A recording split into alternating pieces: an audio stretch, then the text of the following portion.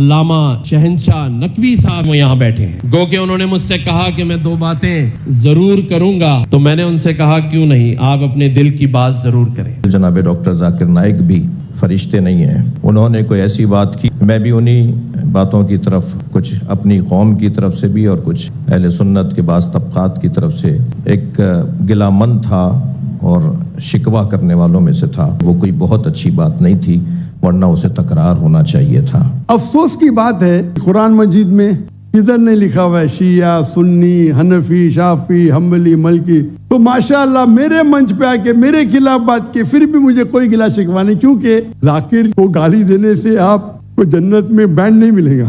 اور چھوٹے چھوٹے بات پہ تفرق نہ پیدا کرو. شہنشاہ نقوی صاحب انہوں نے بھی پاکستان میں آئے ہوئے اسٹیٹ گیسٹ اور ہمارے آنریبل ڈاکٹر ذاکر نائک صاحب کو ویلکم بھی کہا, اور آج میں ان کا شکر گزار ہوں کہ وہ یہاں بیٹھے ہیں. گو کہ انہوں نے مجھ سے کہا کہ میں 2 باتیں ضرور کروں گا, تو میں نے ان سے کہا کیوں نہیں, آپ اپنے دل کی بات ضرور کریں. مولا علی علیہ السلام نے اپنے دونوں فرزندان مولا امام حسن اور حضرت امام حسین علیہ السلام کو وصیت فرمائی, ہمیشہ ظالم سے نفرت کرنا اور مظلوم سے پیار کرنا. ہم جن مسلکی اور فقہی اور مختلف تاریخی حقائق کو بیان کرتے ہوئے اس بات کا خیال اگر نہ کریں کہ اس سے جو اعلیٰ اور عرفہ مقاصد کو ٹھیس پہنچتی ہے, تو یقیناً وہ امت کے لیے مفید نہیں ہے.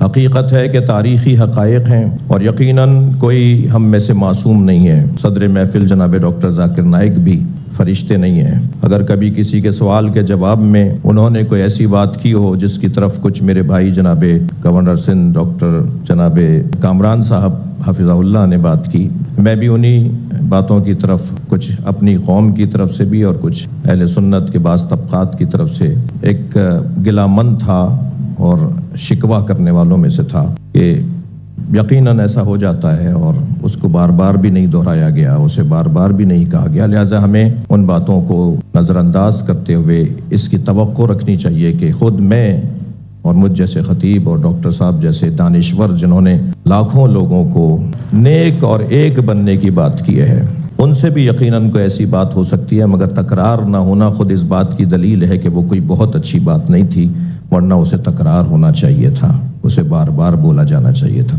اگر کس کو میری تقریر سے غلط فہمی ہے, انسان نے غلطی کر سکتے اور میں بھی غلطی کر سکتا ہوں, میں بھی انسان ہوں, تو یہ اسلام کا اصول ہے. اسلام کا اصول ہے کہ یکسانیت پہ آؤ اور چھوٹے چھوٹے بات پہ تفرق نہ پیدا کرو. جو آیت جو پڑھی تھی سورہ عمران کی سورہ نمبر 3 آیت نمبر 103, وَاعْتَصِمُوا بِحَبْلِ اللَّهِ جَمِيعًا وَلَا تَفَرَّقُوا. آؤ ہم اللہ سبحانہ و تعالیٰ کی رسی کو پکڑے. اللہ کی رسی ہے قرآن اور صحیح حدیث, اس کو پکڑو اور آپس میں مت بٹو.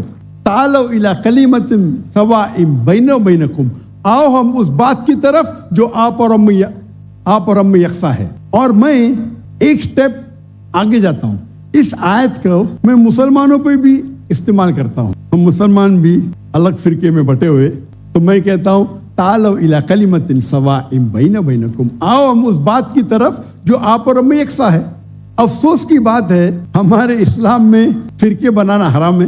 ہمارے وہاں دیگر فرقے ہیں, اور جو 4 اہم مذہب ہے جس کے بانی امام ابو حنیفہ, امام مالک, امام شافعی اور امام احمد بن حنبل, میں اللہ موسی اور رحم اللہ, سب کی عزت کرتا ہوں میں. وہ ہمیں دین سکھانے کے لیے آئے, لیکن اگر آپس میں کچھ اختلاف ہے تھوڑا سا, اس اختلاف کی وجہ سے ہم آپس میں جھگڑا نہیں کرنا چاہیے. اسی لیے آپ پڑھیں گے قرآن میں لکھا ہے قال اننی من المسلمین. اگر کوئی پوچھتے آپ کون ہے, آپ کو کہنا چاہیے میں ہوں مسلم.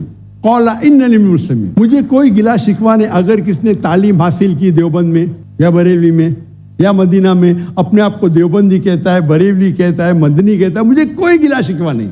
لیکن اس کے وجہ سے آپس میں they should not be differences, آپس میں بٹوارا نہیں ہونا چاہیے. اسی آیت کے, اور ہم دیکھیں گے اگر آپ تحقیق کرتے ہیں یہ جو مذاہب ہے یا فرقے ہے, اس کے اندر ڈفرینس بہت کم ہے. یکسانیت 95% کے اوپر ہے. اگر ڈفرینس ہے, اختلاف ہے, تو 2%, 3%, 4%.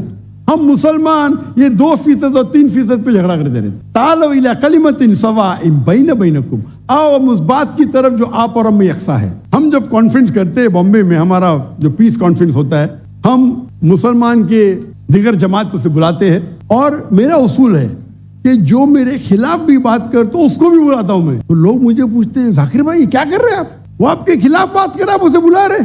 तो मैं कहता हूं उनसे कि कुरान और हदीस में कोई भी आयत नहीं, मैं कुरान में कोई भी आयत नहीं जानता हूं, कोई भी हदीस नहीं जानता हूं जिसमें लिखेला है कि आप डॉक्टर जाकिर नाइक के खिलाफ बात करेंगे तो जन्नत में ले जाएंगे। जो मुसलमान अल्लाह और अल्लाह के रसूल बात करता है, उससे मोहब्बत करता है, मैं उसे बुलाऊंगा। मेरे खिलाफ है, मुझे कोई गिला शिकवा नहीं। तो ये जब मूवमेंट हमने शुरू की तो माशाअल्लाह मेरे मंच पे आके मेरे खिलाफ बात की, फिर भी मुझे कोई गिला शिकवा नहीं, क्योंकि वो फिर भी अच्छा मुसलमान है। जाकिर को गाली देने से आपको जन्नत में बैंड नहीं मिलेगा। कुरान मजीद में किधर नहीं लिखा हुआ है शिया, सुन्नी, हनफी, शाफी, हम्बली, मलकी। मैं चारों इम्मा की इज्जत करता हूँ और कौन अपने आप को अगर हनफी कहता है, शाफी कहता है तो मुझे कोई गिला शिकवा नहीं, मैं अपने आप को मुसलमान कहता हूँ। लेकिन अहम बात है कि और अगर कोई फतवा देता है चारों अइम्मा से, अगर फतवा सही है तो आप अगर उस फतवे से खुश नहीं है तो झगड़े करने की जरूरत क्या है। अक्सर क्या कहते हैं मुसलमान भाई, मैं ही सही हूं, मैं कहता हूं मैं भी सही हूं। फर्क सुने, अक्सर मुसलमान कहते हैं मैं ही सही हूं, मैं कहता हूं मैं भी सही हूं।